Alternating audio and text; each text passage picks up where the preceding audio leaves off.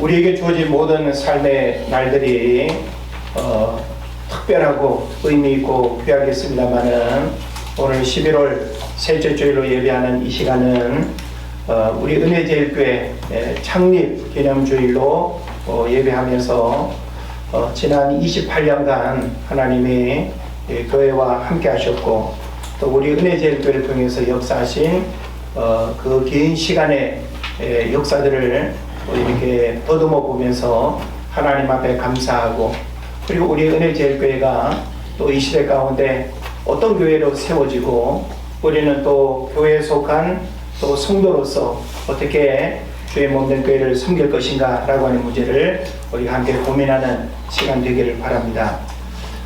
2024년 현재 우리 한국에는 한 6만여 개의 교회가 있다고 합니다. 그리고 목회자들은 한 15만 명에서 20만 명 정도의 목회자들이 있고, 성도들은 한 870만 명, 많게 잡으면 한 900만 명 정도 성도들을 이야기합니다. 28년 전에 하나님께서 이곳에 우리 은혜제일교회를 세우셨습니다. 그리고 하나님께서 28년이라고 하는 긴 시간 속에 하나님은 크고 놀라운 일들을 행하셨고, 그리고 여전히 우리를 향하신 놀라운 계획이 있다라고 하는 사실을 분명히 믿습니다. 세상에는 다양한 기념일이 있습니다. 생일부터 시작해서 결혼기념일, 또 입사, 승진, 개업, 개원, 졸업, 그리고 건물이 세워진 기념일 등, 또 도시가 만들어지고 국가가 세워지는 기념일 등의 다양한 기념일을 우리가 생각해 볼 수 있습니다. 우리는 이런 다양한 기념일들 가운데서 교회가 세워졌다라고 하는 이 일이 어떤 의미에서의 기념일이 되는지를 우리가 생각을 해봤으면 좋겠습니다. 세상에 이렇게 처음 것을 경험하고 기억해야 하는 일들이 굉장히 많이 있죠. 그런 면에서 세상에는 건물도 많고 조직도 많고 공동체도 많은데, 그 가운데 교회라고 하는 이 이름은 세상의 수많은 것들 가운데 어떤 의미가 있는가라고 하는 사실이죠. 그리고 6만여 개의 교회들 가운데 우리 은혜제일교회는 어떤 특별한 의미를 가지고 있을까 하는 생각을 해보는 것입니다. 그래서 교회와 가정이라고 하는 이 두 공동체는 하나님이 세우신 공동체라고 이야기합니다. 사람을 통해서 하나님이 가정을 세우기도 하고 교회를 세우기도 하지만 그 주체는 하나님이라고 하는 거예요. 그러면 하나님께서 교회를 세우셨다고 하면 하나님의 의도가 있겠죠.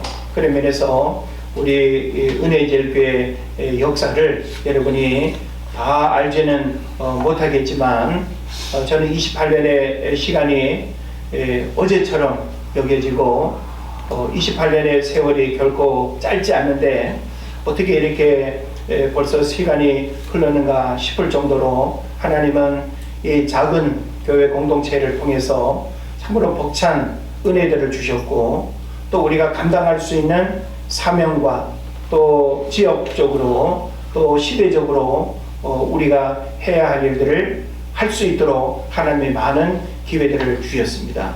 우리가 가진 것은 많지 않았고 크지 않았지만 하나님은 또 우리에게 필요한 것들을 그때그때마다 공급해 주셨고, 그리고 교회라고 하는 이름을 통해서 하나님의 크고 놀라운 영광을 받으신 줄을 믿습니다.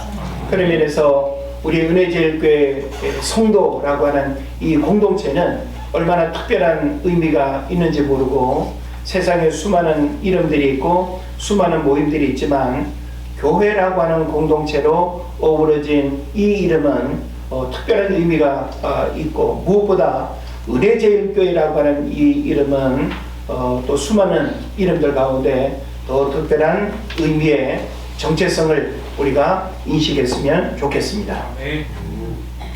자, 그러면 먼저 우리는 이런 고민을 좀 해볼 필요가 있습니다. 교회란 무엇인가 라고 하는 거죠. 저는 이 교회라고 하는 이 이름을 어떤 단어적으로 혹은 신학적으로, 학문적으로, 이론적으로 우리가 이해하는데 머물기를 원치 않습니다. 벌써 이렇게 30여 년 가까운 목회를 이렇게 하게 되면서 저에게도 늘 던지는 질문이 뭔가 하면 교회에 대한 질문이었어요. 교회가 무엇인가? 교회는 무엇이어야 하는가? 목회자인 저에게 있어서 교회는 직장입니까? 밥줄인가요?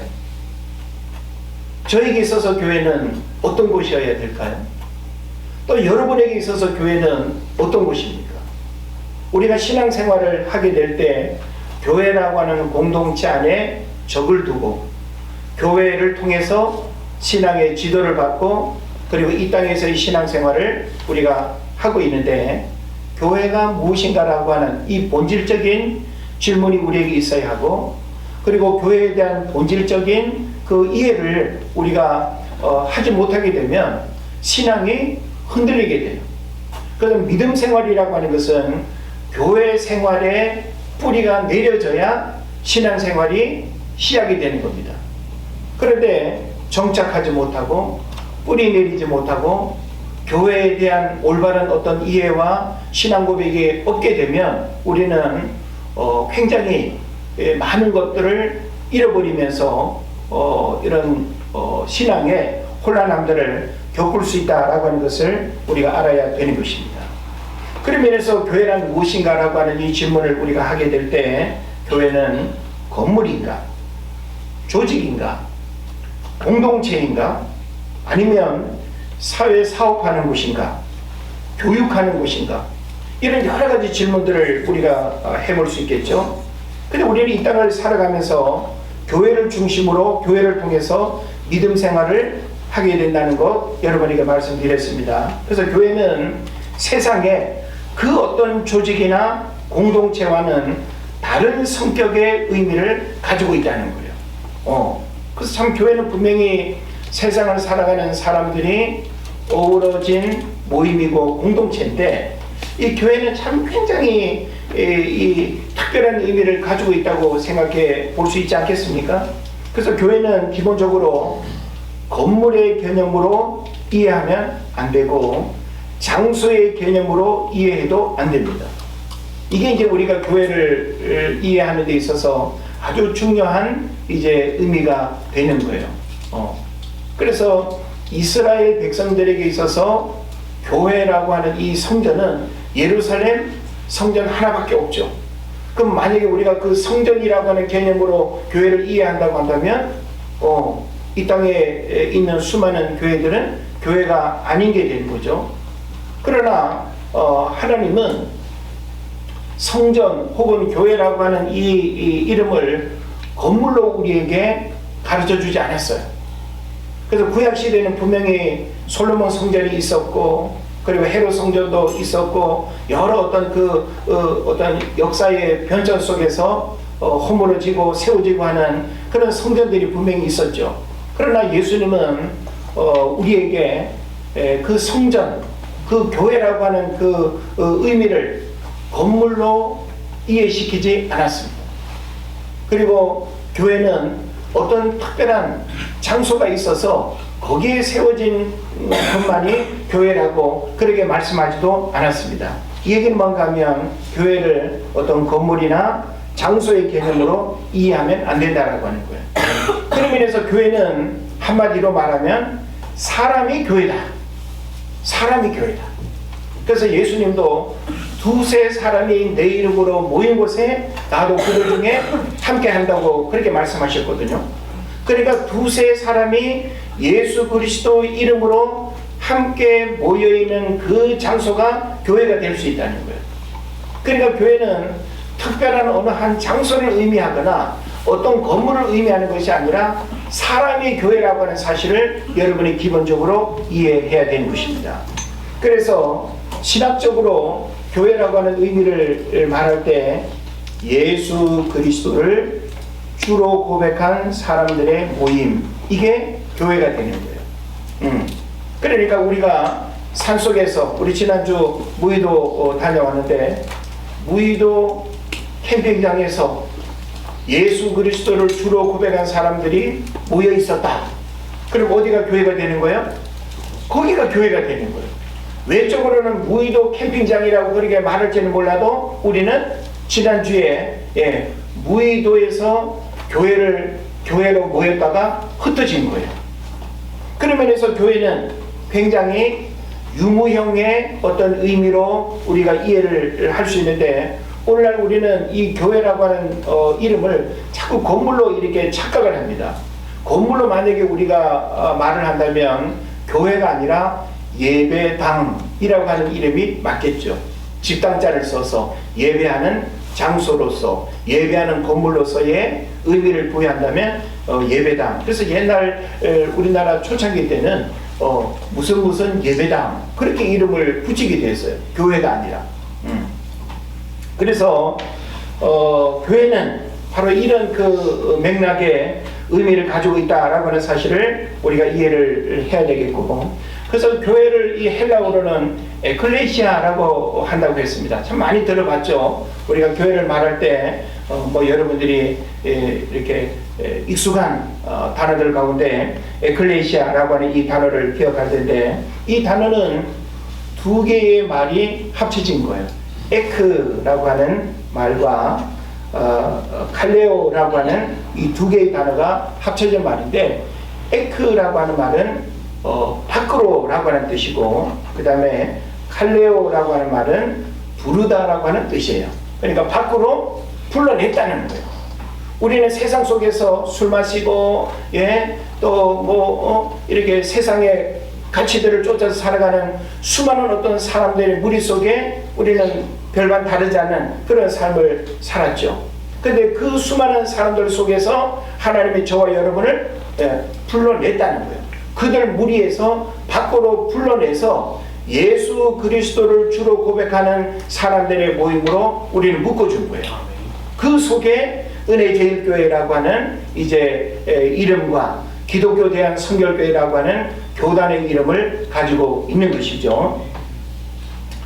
자, 그래서 이제 우리는 이런 기본적인 이해들을 통해서 우리가 성경을 보게 되면 신약 성경에만 이 에클레시아라고 하는 이 단어가 114번이나 사용되고 있고, 주로 교회를 가리키는 단어로 그렇게 쓰이고 있는 것입니다. 그래서 이 교회라고 하는 이 이름에 에클레시아라고 하는 단어는 굉장히 특별한 의미를 갖는다고 볼 수 있죠. 그래서 세상 사람들과 구별되고 세상 사람들과 다른 삶의 자리에서 예수 그리스도를 주로 고백하는 사람들이니까 결코 같을 수가 없지 않겠습니까?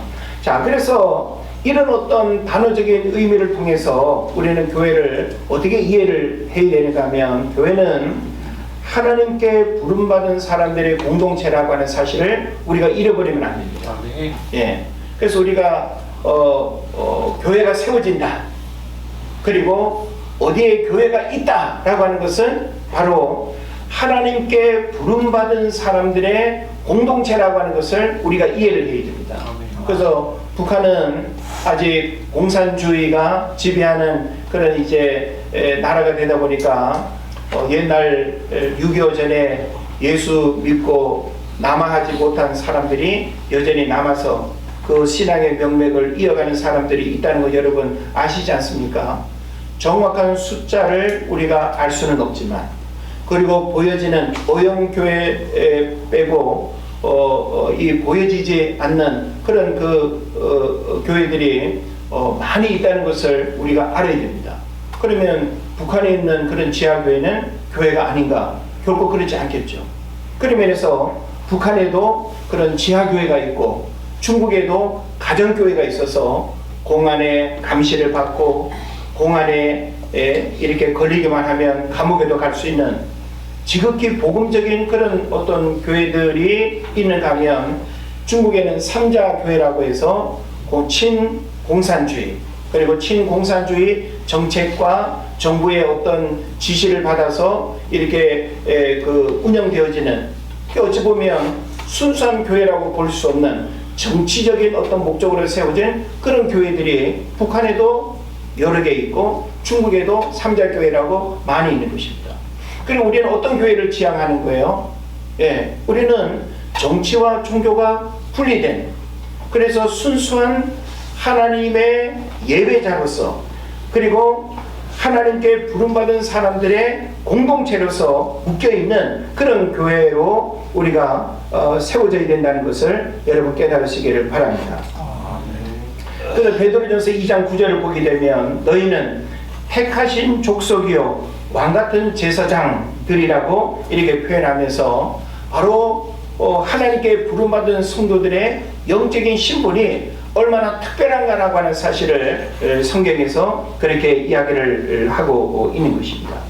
그 다음에 또 우리는 세상 속에서 구별된 공동체다라고 하는 사실을 이해해야 됩니다.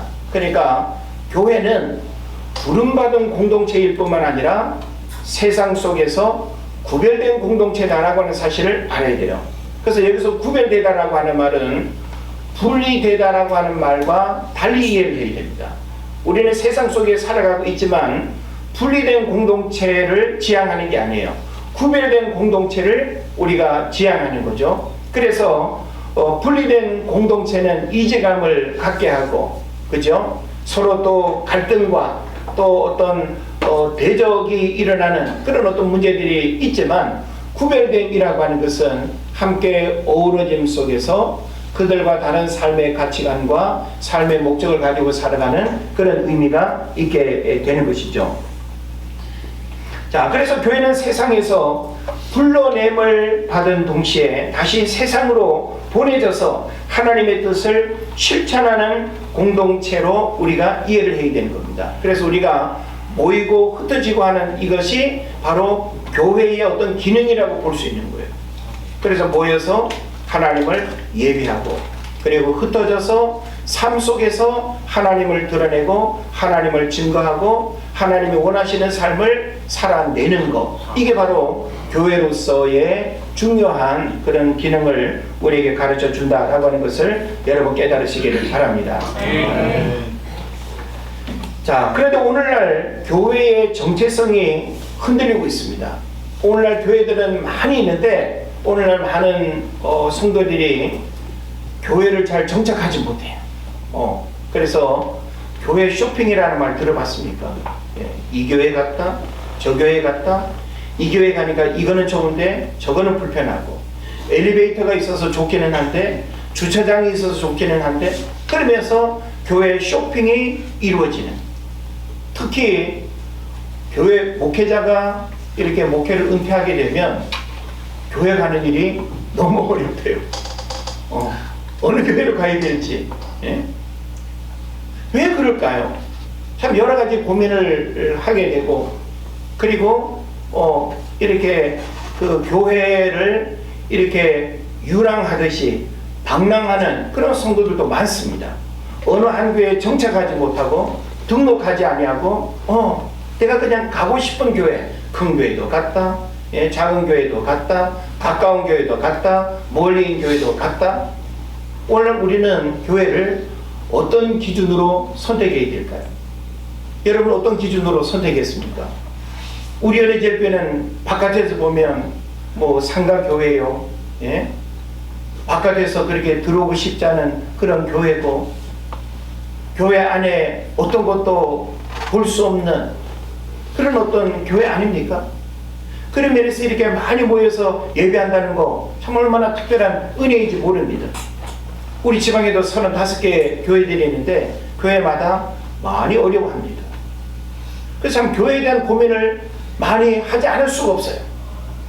제가 지방에 임원을 이렇게 5년여간 이렇게 하면서 지방의 크고 작은 교회들을 다양하게 접촉하고 돌아보고 하면서 교회에 대한 고민을 많이 하지 않을 수가 없습니다. 그러면서 교회는 무엇을 지향해야 되는가? 무엇을 쫓아가야 되는가? 교회가 잃어버리지 말아야 할 그 본질적인 것이 무엇인가? 이런 생각들을 하게 되는 것이죠. 그래서 교회는 결코 건물에 머물러서도 안 되고 숫자와 재정을 추구해서도 안 되고 프로그램이 좋은 게 교회도 아니고, 그래서 교회는 이런 외형적인 어떤 틀로부터 보이지 않는 이 내면의 것들을 우리가 제대로 들여다보지 않으면 오늘날 교회가 대단히 잘못된 방향으로 흘러갈 수 있다라고 하는 사실을 생각하게 되는 것입니다. 그런 면에서 저도 여전히 목회적인 고민과 그리고 또 궁금증이 늘 있습니다. 우리 은혜제일교회는 어디로 흘러가야 되는가? 우리 은혜제일교회는 무엇을 해야 되는가? 하나님 원정동 207번지에 은혜제일교회를 세우시고 오늘날 28년 동안 하나님이 함께 하셨다면 이제 이후에 우리 은혜제일교회는 어느 방향을 향해서 무엇을 위해서 교회가 존재해야 되는가라고 하는 이런 고민들을 하게 되는 것이죠. 지난 10월 달에 우리 지방에서 이 목회 외부 강사님을 모시고 이 세미나를 했는데 날마다 교회가 무엇인지 물어야 된다라고 하는 제목의 책이었어요. 저는 그 책을 쓴 목사님을 만나고 교제하고 또 그 책을 읽으면서 우리 은혜제일교회가 참 많은 닮은 꼴을 가지고 있다는 생각을 했어요. 그래서 교회에 대한 많은 어떤 질문과 고민 속에서 답을 찾아가게 하는 중요한 가이드 역할을 했고, 우리가 고민해야 될 어떤 문제들이 많다라고 하는 사실을 생각하게 되었습니다. 그래서 우리는 끊임없이 이 땅에서의 교회는 완전할 수는 없어요. 건물로서도 완전할 수 없고 조직으로서도 완전할 수 없고 우리 인간이 무언가를 향해서 힘쓰고 애쓴다 하더라도 완전한 교회 공동체는 이 땅에 없습니다. 우리가 어느 교회를 이야기하더라도 강점도 있고 단점도 있지 강점만 있는 교회는 세상에 없는 것입니다.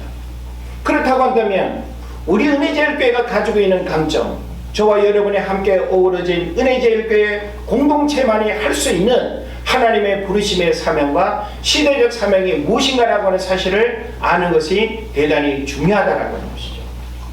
그러면서 저는 이후에 교회에 대한 이 부분들을 좀 시리즈로 몇 차례 설교를 하게 될지는 모릅니다만은 제가 교회에 대한 기본적인 이해를 몰라서 제가 이런 고민을 하는 게 아니에요.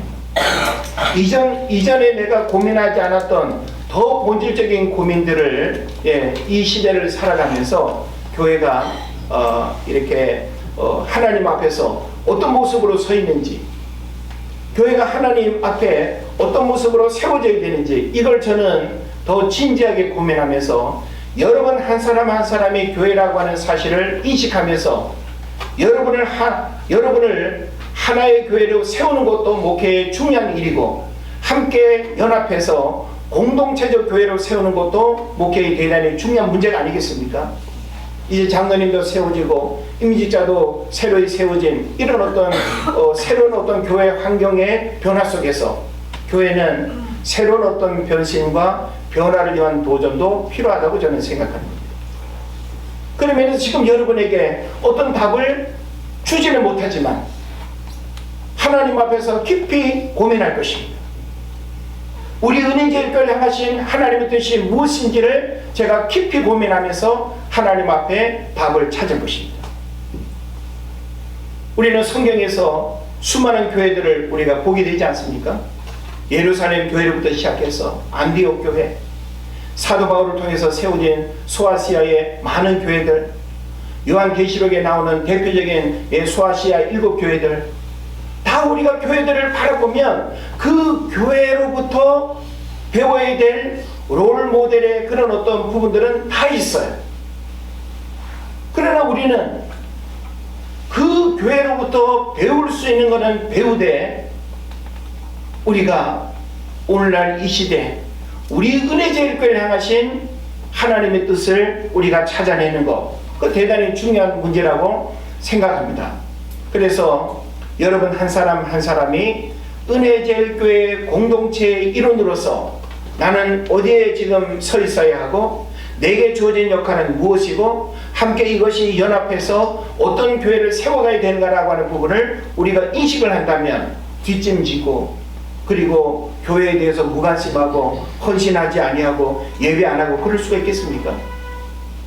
저는 우리들의 신앙생활이 이 교회론에 대한 바른 이해와 신앙 고백이 없이는 건강한 신앙으로 성장할 수 없다는 것을 저는 분명히 믿습니다. 그리고 하나님은 교회를 통해서 하나님의 축복과 하나님의 놀라운 은혜의 역사들이 흘러간다는 것도 여러분 알아야 돼요. 아멘. 그리고 만약에 그렇지 않다고 한다면 다들 무교회주의자가 될 거 아니에요. 그죠? 옛날 우리나라 한국 초창기에도 함석원 선생이나 김교진 선생이나 여러 이 초창기에 무교회주의자들도 있었어요. 내가 하나님을 믿기는 믿는데 건물로서 이렇게 모이고 흩어지고 그거 다 소용없다. 개인이 하나의 교회로서 그래서 무교회주의자들이 이렇게 활동하던 그런 시대들도 있었어요. 일면 그들의 주장이 의미는 있지만 만약에 교회가 이런 공동체로 모이지 않으면 각계전투하듯이 한 사람 한 사람의 힘으로 세상을 이기고 영적 싸움의 일들을 감당하고 전략적으로 하나님의 복음을 전하고 하는 일들이 효과적으로 되겠습니까? 어렵겠죠. 그러면 하나님은 이런 공동체라고 하는 교회를 통해서 하나님이 시대마다 원하시는 일들을 우리에게 부어주신 줄로 믿는 것입니다. 아멘.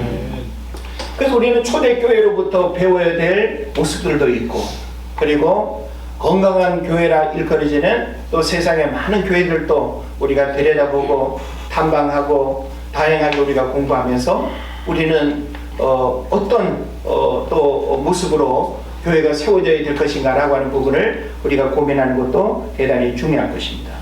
자, 그런 의미에서 오늘 저는 본문의 내용을 좀 더 주목을 해보길 원하는데, 오늘 본문에서는 교회의 어떤 본질적인 기능과 역할이라고 하는 부분에 있어서 연합과 일치, 그리고 하나됨에 대한 공동체적 메시지를 우리에게 주고 있습니다. 그래서 우리는 이 교회라고 하는 이 공동체에 대해서 참 다양하게 이제 우리가 말할 수 있을 텐데, 오늘 본문에서 우리에게 주는 이 교회에 대한 의미를 좀 우리가 잘 생각했으면 좋겠습니다. 19절에 보게 되면 영적 신분에 대한 부분을 말하고 있는데, 저와 여러분이 하나님 앞에 어떤 영적인 신분을 가지고 있다고 말해요? 외인도 아니요, 나그네도 아니요, 오직 성도들과 동일한 시민이고, 그리고 하나님의 권속이다 라고 이렇게 말하고 있어요. 권속이라고 하는 말은 속해 있는 가족이라는 뜻이죠. 하나님의 그 그늘 아래, 하나님의 어떤 그 품 안에 이제 속해 있는 영적인 가족이라고 하는 그런 의미가 될 것입니다. 저와 여러분은 성도 다릅니다. 육신적으로 살고 있는 집도 다르고 지역도 다르고 취향도 다 다릅니다. 그러나 저와 여러분이 결코 깨뜨릴 수 없는 영적인 공통 분모가 있습니다. 그것은 바로 뭔가 하면 예수 그리스도를 주로 고백한 하나님의 백성이다 라고 하는 이 사실이죠. 아멘. 그래서 외인도 아니고, 여기서 외인이라고 하는 말은 외계인을 말하는 것이 아니라 이방인을 뜻하는 거죠. 그래서 우리는 이방인도 아니요, 또 이렇게 나그네도 아니고 오직 성도들과 동일한 시민이요, 그리고 하나님의 권속이라고 하는 이 분명한 영적 신분에 대한, 그러니까 교회에 속해 있는 저와 여러분의 영적인 신분이 19절의 내용으로 우리에게 전해지고 있는 것입니다. 그리고 20절에서는 사도들과 선지자들의 터 이외에 세우심을 입은 자라고 이야기하고 있습니다. 그러니까 오늘날 교회로 세워지고 교회로 살아가는 우리들은 결국 우연히 구원받고 우연히 그냥 구원받아서 평범하게 살아가는 그런 삶이 아니라고 하는 거예요. 그래서 우리 한 사람 한 사람이 구원받기까지는 누군가의 은밀한 기도가 있었고, 눈물의 기도가 있었고, 누군가의 그 눈물 어린 그 영혼 구원을 위한 그 애틋한 마음들이 다 우리에게 있지 않았을까요? 그래서 성경은 분명히 말합니다. 사도들과 선지자들의 터 위에 세우심을 입은 자들이다. 그러니까 저와 여러분이 얼마나 특별하게 세워졌겠어요. 우리 은혜제일교회의 모교회는 부평제일교회입니다. 여러분이 부평제일교회를 이런 신앙적인 족보로 잃어버리면 안 돼요. 우리 은혜제일교회는 부평제일교회 16번째 지교회로 세워졌어요. 그럼 16번째 지교회로 세워졌다라고 할 때 부평제일교회 담임 목사님 한 사람의 판단과 능력으로 되어졌을까요? 아니에요. 수많은 성도들의 기도와 헌금과 교회가 세워질 때 얼마나 특별한 마음으로 부천시 도당동에 교회가 세워졌겠냐고요. 그래서 우리 은혜제일교회는 처음 도당동에 교회가 세워져서 5년, 6년 어간 이렇게 이제 세워져 있다가 이곳으로 이전을 하고 제가 이제 이전을 하면서 새로운 또 역사를 이렇게 시작하는 교회로 28년이 흐른 것입니다. 그런 면에서 지금 여기 20절에서 사도들과 선지자들의 터 위에 세우심을 입은 자라고 하는 이것은 결코 우리는 하나의 교회가 세워지기까지 보이지 않게 누군가도 헌신하고 눈물을 흘리고 기도했던 그 수고를 우리가 잃어버리면 안 된다는 거예요. 우리는 부평제일교회가 16번째 지교회로 세우기까지 헌신하고 기도하고 했던 그 마음들을 우리는 늘 기억해야 돼요. 어찌 보면 이제 본교회와 모든 것들이 다 분리되었다고도 볼 수 있죠. 불과 수년 전까지만 해도 우리 교회의 기본 자산은 부평제일교회에 속해 있었어요. 그런데 그 자산을 분리시키고 우리 은혜제일교회 이름으로 자산을 따로 이렇게 이제 분리하는 그런 일들이 있었죠.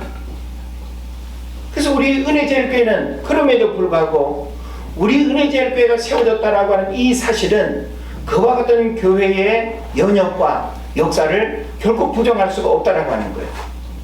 그렇다고 한다면 교회뿐만 아니라 우리 한 사람 한 사람이 또 이렇게 구원을 받았다라고 하는 것은 먼저 구원받은 우리들이 해야 할 일은 뭐겠어요? 바로 영혼구원의 사명이죠. 교회가 또 하나의 교회를 세우고 또 하나의 교회를 또 이렇게 영적인 생명을 잉태해서 낳는 것처럼 우리 은혜제일교회는 바로 그렇게 복음의 빚진 자로서의 사명을 우리는 또 감당을 해야 되는 것입니다. 그래서 뇌파를 품고 있고 이 지역사회의 교회가 또 할 수 있는 일이 무엇인가를 끊임없이 고민하면서 우리가 할 수 있는 믿음의 어떤 범위 안에서 저와 여러분이 함께 힘을 모아서 해야 될 생명 운동을 우리가 뜨겁게 일으켜야 될 줄을 믿습니다. 네. 그러면서 오늘 성경에 보면 20절에서 예수 그리스도의 모퉁이 돌임을 이야기하고 있습니다. 우리 한번 20절 읽으면 좋겠네요. 20절 말씀 다 같이 읽습니다. 시작. 너희는 사도들과 선지자들의 터 위에 세우심을 입은 자라. 그리스도 예수께서 신이 모퉁이 돌이 되셨느니라. 아멘. 자, 여러분, 우리가 건물을 보면 두 가지의 돌이 있어요. 어떤 돌이 있을까요? 아마 건물을 여러분이 이렇게 가보시면 머릿돌은 많이 보셨을 거예요. 학교나 회사나 이렇게 들어가는 우리 사람들이 또 쉽게 볼 수 있는 그런 위치에 이렇게 머릿돌 해가지고 언제 지어지고 뭐 건축사는 누구 뭐 이래서 기본적인 그 이력이 있지 않습니까? 머릿돌은 뭡니까? 건물이 다 지어지고 난 다음에 언제 이 건물이 세워지고 누구에 의해서 세워지는지 기본 그 이력을 적어놓은 게 머릿돌이에요. 그죠? 근데 오늘 성경 보니까 모퉁이돌이라고 있습니다. 모퉁이돌. 이 모퉁이돌은요, 우리가 성경에서 이스라엘의 어떤 그 건물 구조에 대한 이해를 하지 않으면 우리는 모퉁이돌 하면 별 볼 일 없는 돌, 어디 좀 구석진 곳에 처박혀 있는 돌, 이렇게 우리가 생각할 수 있습니다. 근데 여러분, 이스라엘에서 옛날에 건물을 지을 때는 다 나무나 돌로 지었겠죠. 흙이나, 그죠? 그런데 돌로 건물을 지을 때 이 모퉁이 돌의 크기와 모양이 어느 자리에 놓이느냐에 따라서 모퉁이 돌로부터 건물이 시작이 돼요. 그러니까 이 모퉁이 돌의 모양과 크기가 어디에 어떻게 놓이느냐에 따라서 건물의 크기와 모양이 달라지는 거예요. 그래서 이 모퉁이 돌은 건물의 시작이면서 모퉁이 돌이 빠진다는 것은 건물이 무너지는 것과 같은 의미인 거예요. 근데 오늘 성경에서 이 모퉁이 돌이 누구라고요? 예수님이래요. 우리 은혜제일교회 모퉁이 돌은 부평제일 교회가 아니고, 예? 은혜제일교회 담임 목사도 아니고, 장로님도 아니고, 예? 그 누구도 아니에요. 교회는 하나님의 집이라고 하는 외형적인 이름을 가지고 있습니다. 그리고 교회는 바로 모퉁이 돌 되시는 예수 그리스도 이외에 저와 여러분이 얼기설기 연결해서 교회라고 하는 공동체 이름을 만들어가는 거예요.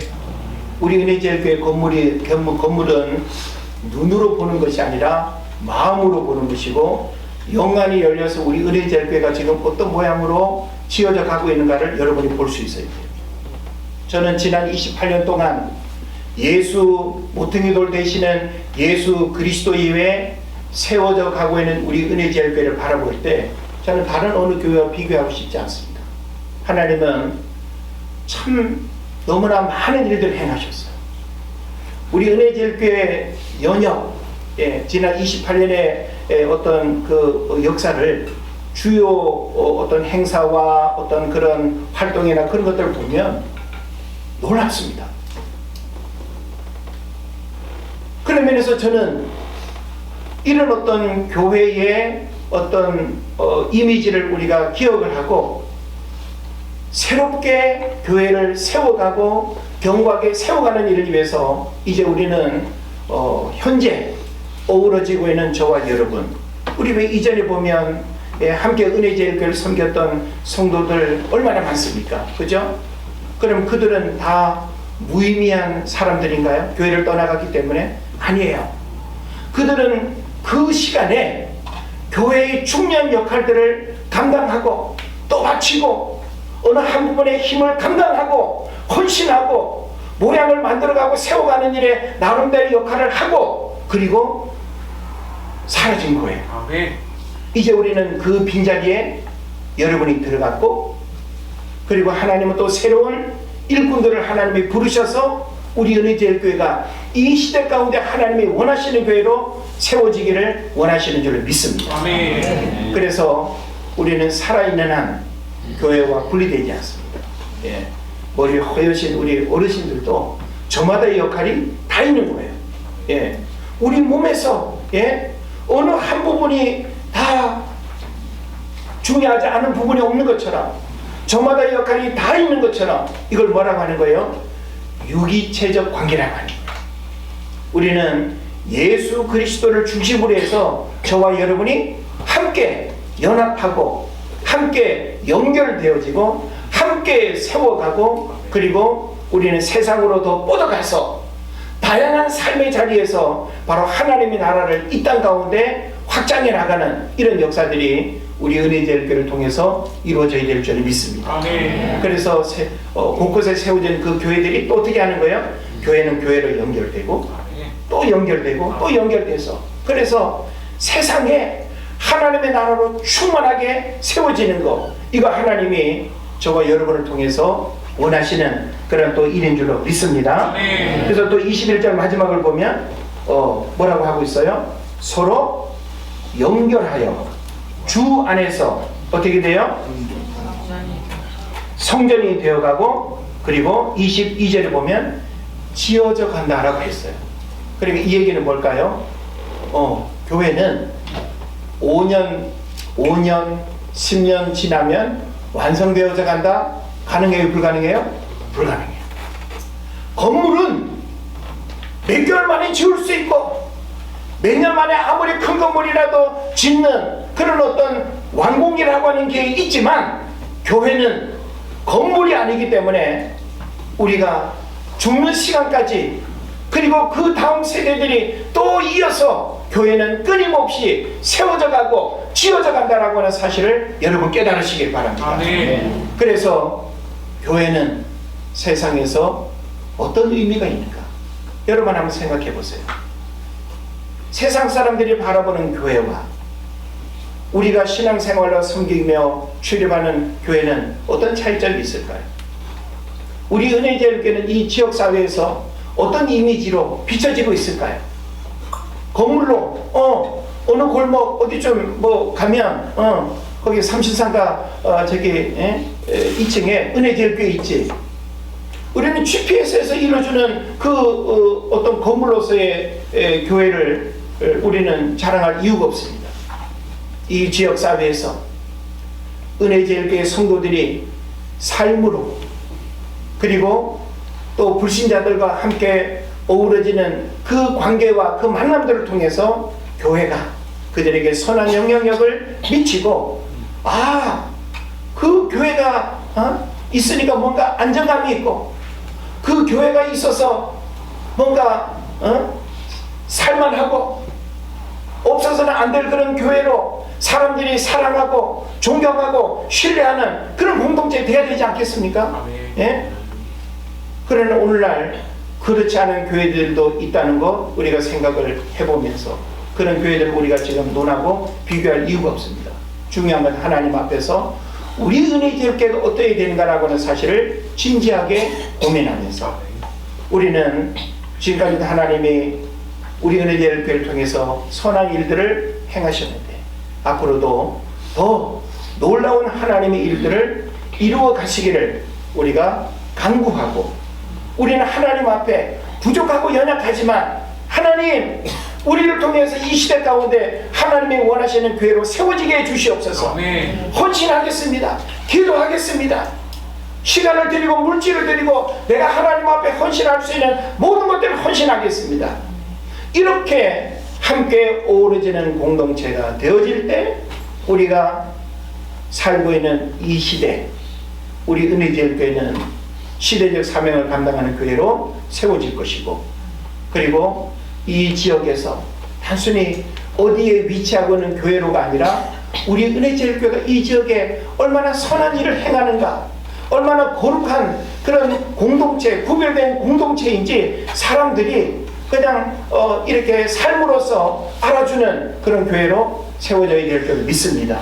우리 은혜제일교회가 이런 교회로 세워질 수 있도록 저와 여러분이 더 힘을 모으고 더 기도하고 더 헌신하고, 그리고 교회 창립 28주년을 이제 보내면서 교회가 더 이런 28살의 청년과 같은 그런 선한 열심과 열정이 새롭게 하나님 앞에 고백되는 교회 되기를 주의 이름으로 축원을 드립니다. 기도합니다.